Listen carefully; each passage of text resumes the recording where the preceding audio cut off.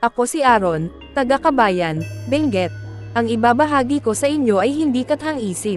Ito'y karanasan ko noong ako'y 17 pa lamang, isang alaala na ayaw kong balikan ngunit paulit-ulit na bumabalik sa aking panaginip, dala-dala ang hilakbot at tanong na walang kasagutan.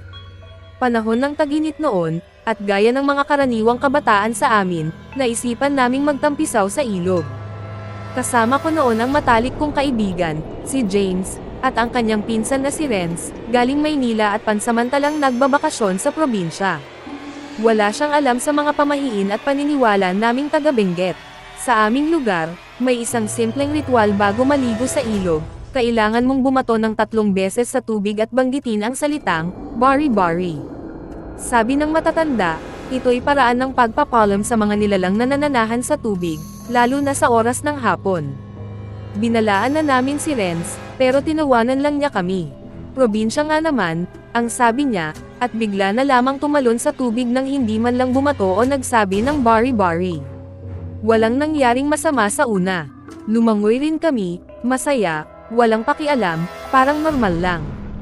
Ngunit pagsapit ng alas 4 ng hapon, napansin kong ang tubig sa ilog ay tila biglang lumamig, kahit tirek na tirek pa ang araw. May aninong dumaan sa ilalim ng tubig, pero akala ko'y isda lang. Umuwi kaming lahat bago magdilim. Pagkauwi ko sa bahay, agad akong nakatulog dahil sa pagod. Ngunit alas 12 ng gabi, may narinig akong mahihinang kaluskos sa labas ng bintana ko. Paglingon ko, may nakasilip na nilalang, makaliskis ang balat, basang-basa, may nanlilisik na mapulang mata, at ang ngisi nito'y punong-puno ng puot at pagkamuhi. May sinasabi ito, mga salitang hindi ko maunawaan, parang wikang matagal nang nakalimutan. Parang isang lumang orasayon. Tila ako'y natulala sa titig nito ng mahigit 30 segundo, bago ito biglang naglaho sa dilim. Hindi na ako nakatulog. Kinabukasan, nagkagulo sa baryo. Tumakbo kami papunta sa bahay ni James. Sa kwarto, nakita naming si Renz, wala ng buhay.